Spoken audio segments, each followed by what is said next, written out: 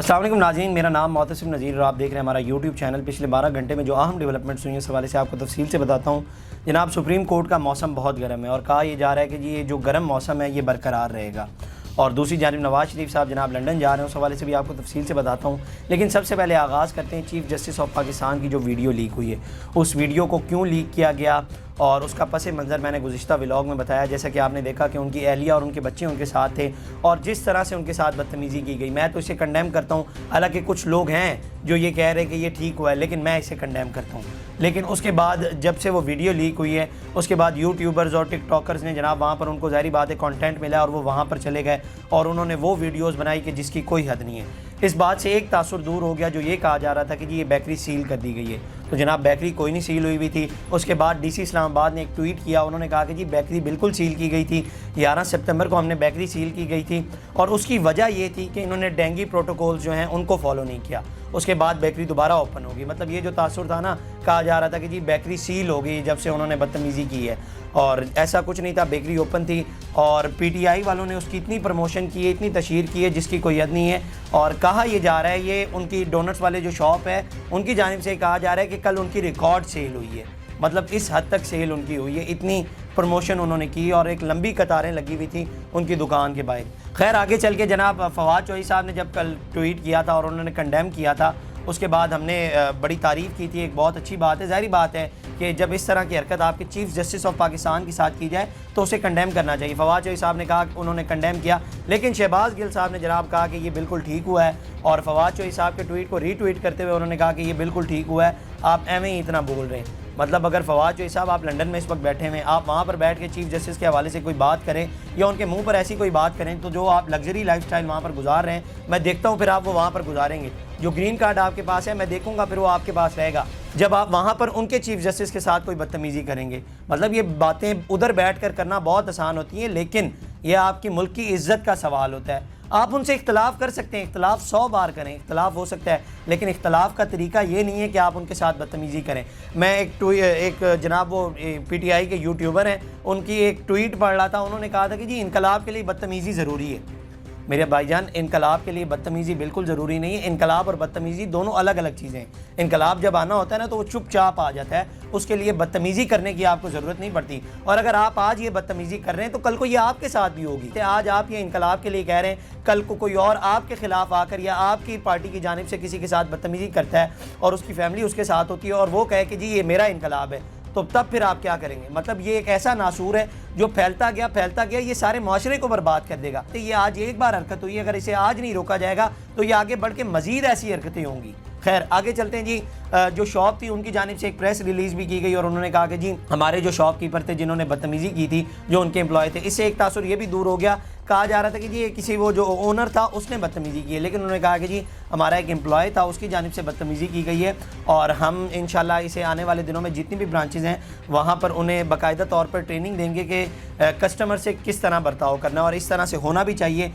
ये कोई जनाब तरीका नहीं है, प्रोफेशनलिज्म नहीं है कि आप इस तरह से किसी के साथ बदतमीज़ी करें, और मैं इस बात को अब भी कंडेम कर रहा हूँ। खैर आगे चलते हैं। गुमशुदा अफराद हैं, उनके हवाले से कल जनाब एक बड़ी पेशरफ्त हुई है इस्लामाबाद हाई कोर्ट में। उस हवाले से पहले मैं आपको बता देता हूँ कि जज साहब ने क्या रिमार्क्स दिए, उसके बाद थोड़ी सी उसके ऊपर बात करते हैं।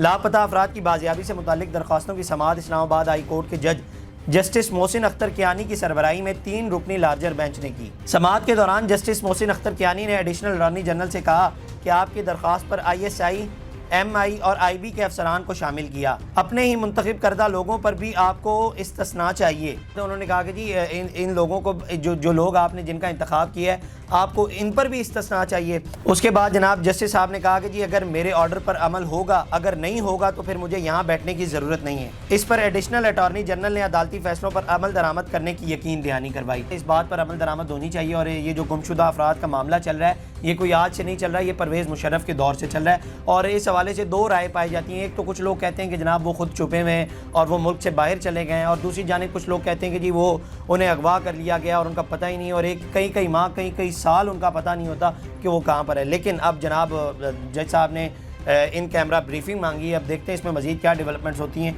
इसके बाद आगे चलते हैं जी। मारखोर नाम का एक अकाउंट है ट्विटर पे, वो कहा जाता है कि जी प्रो एस्टैब्लिशमेंट अकाउंट है اور جو آفیشیلی چیزیں ایجنسی اور جو اسٹیبلشمنٹ کی جانب سے نہیں ریلیز کی جاتی وہ یہاں سے ان آفیشیلی ریلیز کی جاتی ہیں، اور جو ڈیفینس کی بیٹ کرتے ہیں جو رپورٹرز ہیں وہ ان ٹویٹس کو بڑا ری ٹویٹس کرتے ہیں۔ جناب اس پیج پہ ایک ٹویٹ ہوا ہے اور کہا گیا ہے کہ جی جو عادل راجہ ہیں ان کا جو یوٹیوب اکاؤنٹ ہے وہ بند کر دیا گیا ہے، اور اس سے پہلے بھی ان کا اکاؤنٹ بند ہو گیا اور یہ اس بار دوبارہ ان کا اکاؤنٹ بند کر دیا گیا اور اس اکاؤنٹ سے اس کی ٹویٹ کی گئی ہے۔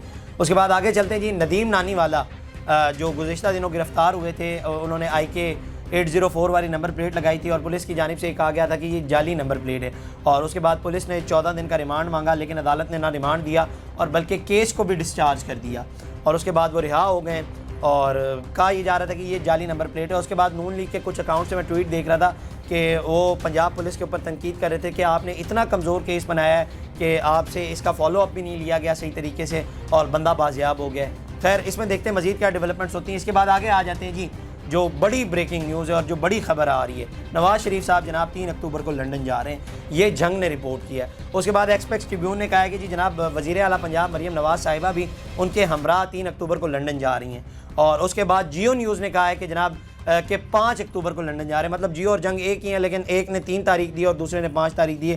اس کے بعد کہا یہ جا رہا ہے کہ جی جو ڈاکٹر عدنان ہیں وہ بھی ان کے ہمراہ ان کے ساتھ جا رہے ہیں، مطلب یہ جیو اور جنگ نے رپورٹ کیا کہ 3 اور 5 کے درمیان یہ جا رہے ہیں، اور کہا جا رہا ہے کہ 1 اکتوبر کے پہلے ہفتے میں شاید نواز شریف صاحب روانہ ہو جائیں۔ لیکن اب ایسے موقع پر کیا نواز شریف کو جانا چاہیے؟ آنے والا جو مہینہ ہے آپ نے آئینی ترمیم اگر پاس کروانی ہے، جو آئینی بل وہ پاس کروانا ہے، نواز شریف صاحب اس وقت ایک MN اور نون لیگ کو اس وقت ایک ووٹ کی ضرورت ہے، اور ایسے موقع پر نواز شریف صاحب کا باہر جانا یہ ایک تشویشناک بات ہے۔ اور اس کے بعد ایک اور بات آپ غور کریں کہ جب نواز شریف صاحب 21 اکتوبر کو واپس آئے تھے تب جناب قاضی فائز عیسیٰ صاحب نے جناب جوائننگ دی تھی، اور اب جب نواز شریف جا رہے ہیں تبھی ان کی ریٹائرمنٹ کا مسئلہ چل رہا ہے۔ تو میرے ویسے خبر نہیں دے رہا، میں ویسے ہی سوال کر رہا ہوں کہ ایسے موقع پر وہ کیوں جا رہے ہیں کہ آپ اگر آئینی ترمیم بل پاس کروانے جا رہے ہیں اور اس آئینی ترمیم کی وجہ سے جو معاملات پھنسے ہوئے ہیں، مطلب آپ مختلف جماعتوں سے رابطے کر رہے ہیں، مولانا فضل الرحمان سے رابطے کر رہے ہیں، اور ایسے موقع پر نواز شریف صاحب کیوں جا رہے ہیں لنڈن؟ اور کہا یہ جا رہا ہے کہ جی لنڈن سے وہ آگے برطانیہ روانہ ہو جائیں گے، یہ بھی ذرائع نے رپورٹ کیا لیکن اس میں ابھی کوئی صداقت نہیں ہے۔ خیر ابھی دیکھتے ہیں مزید چل کے کیا ڈیولپمنٹس ہوتی ہیں۔ اچھا جی اب آگے چلتے ہیں، جسٹس منصور علی شاہ صاحب نے جو خط لکھا تھا اس خط کا جواب چیف جسٹس آف پاکستان نے دے دیا۔ انہوں نے کیا کہا ہے پہلے وہ میں آپ کو بتا دیتا ہوں۔ انہوں نے کہا کہ جی میں ہمیشہ سے احتساب اور شفافیت کا داعی رہا ہوں۔ جسٹس منیب اختر کا رویہ سینئر ججز کے ساتھ انتہائی درش تھا۔ قانون کے تحت آپ اس بات پر سوال نہیں اٹھا سکتے کہ چیف جسٹس کس جج کو کمیٹی میں شامل کرے گا اور کس جج کو نہیں کرے گا، مطلب انہوں نے کہا کہ جی آپ قانون کے تحت میرے سے یہ سوال ہی نہیں کر سکتے، تو بڑی ویلڈ ریزن انہوں نے دیے۔ اس کے بعد انہوں نے کہا کہ جی جسٹس یحییٰ آفریدی کو ججز کمیٹی میں شامل ہونے کا کہا گیا، تاہم انہوں نے شامل ہونے سے معذرت کر لی، اور اس کے بعد جسٹس جو جناب یحییٰ آفریدی کی معذرت پر جسٹس امین الدین کو ججز کمیٹی میں شامل کیا گیا۔ چیف جسٹس صاحب نے جناب یہ جواب دیا، انہوں نے کہا کہ جی ایک تو آپ یہ سوال نہیں کر سکتے کہ میں کس جج کو شامل کروں گا اور کس کو نہیں کروں گا، اور دوسری جانب یہ کہ جسٹس یحییٰ آفریدی کو کہا گیا تھا لیکن انہوں نے معذرت کی، جس کے بعد جسٹس امین الدین کو اور کمیٹی میں شامل کیا گیا۔ اس کے بعد آگے چلتے ہیں جی الیکشن کمیشن پہ اب آ جاتے ہیں۔ انہوں نے کیا سانو کچھ نہیں سمجھ آ رہی، انہوں نے پھر جناب سپریم کورٹ میں رجوع کر لیا، اور سپریم کورٹ کی جانب انہوں نے رجوع کیا۔ انہوں نے کہا کہ جی جو نئی ترمیم بنی ہے، جو نیا ایکٹ پاس ہوا ہے الیکشن ترمیم کا، ہمیں بتائیں ہم اس کو فالو کریں یا عدلیہ کے فیصلے کو فالو کریں، ہماری رہنمائی کر دیں، ہمیں کچھ نہیں سمجھ آ رہی۔ حالانکہ آپ نے اتنا وضاحتی فیصلہ ہمیں دیا ہے اردو اور انگلش میں، لیکن ہمیں اس چیز کی سمجھ نہیں آ رہی، آپ ہماری وضاحت کر دیں۔ تو انہوں نے جناب سپریم کورٹ سے رجوع کر لیا ہے۔ اور اس کے بعد آگے چلتے ہیں جی PTI کے وفد نے مولانا فضل الرحمان سے ملاقات کی ہے، اور اس ملاقات میں چونکہ جو کل مولانا صاحب نے ملاقات کی تھی صحافیوں سے، اس حوالے سے میں نے آپ کو بتایا کہ لگ یہ رہا ہے کہ کسی حد تک مولانا صاحب مان گئے، لگ یہ رہا ہے، تاثر یہ دیا جا رہا ہے، اور مولانا صاحب کی باتوں سے بھی لگ رہا ہے کہ وہ کسی حد تک مان چکے ہوئے ہیں۔ لیکن خیر دیکھتے ہیں مزید کیا ڈیولپمنٹس ہوتی ہیں۔ PTI کا وفد کیا ہے اور انہوں نے منانے کی کوشش کی ہے، ظاہری بات ہے وہ منانے کا سلسلہ ابھی تک چل رہا ہے، چونکہ وہ بل والا سلسلہ ابھی تک پھنسا ہوا ہے، اور میرا یہ خیال ہے کہ اپوزیشن کے پاس اتنا مارجن نہیں ہے، لیکن حکومت کے پاس مارجن بہت زیادہ ہوتا ہے۔ ایسے موقعوں پر جب ایسا کوئی موقع آتا ہے، ایسا بل پاس کروانا ہوتا ہے، حکومت کے پاس مارجن بہت زیادہ ہوتا ہے۔ وہ کیسے ہوتا ہے کہ حکومت مولانا صاحب کو کوئی وزارت دے سکتی ہے، کوئی گورنرشپ دے سکتی ہے، کچھ بھی دے سکتی ہے، مطلب مارجن حکومت کے پاس زیادہ اور اپوزیشن کے پاس کم ہے۔ خیر مولانا صاحب کس طرف جاتے ہیں یہ تو آگے چل کے پتہ چلے گا، لیکن تاثر یہ دیا جا رہا ہے کہ مولانا صاحب مان گئے۔ اس میں مزید کیا ڈیولپمنٹس ہوتی ہیں آپ کو بتائیں گے۔ آپ کی کیا رائے تھی ان تمام تر خبروں کے حوالے سے کمنٹ سیکشن میں ہمیں ضرور بتائیے گا، اور اپنے فیڈ بیک سے ہمیں ضرور آگاہ کیا کیجیے، اور ہماری کوئی غلطی ہو تو اسے ہمیں بتایا کریے تاکہ ہم اسے درست کر سکیں. اب تک کے لیے اتنا. اپنے میزبان کو دیجیے اجازت. اللہ نگہبان. اس طرح کی اور ویڈیوز دیکھنے کے لیے سبسکرائب کیجیے ہمارا چینل اور دیکھتے رہیے PSPKG نیوز.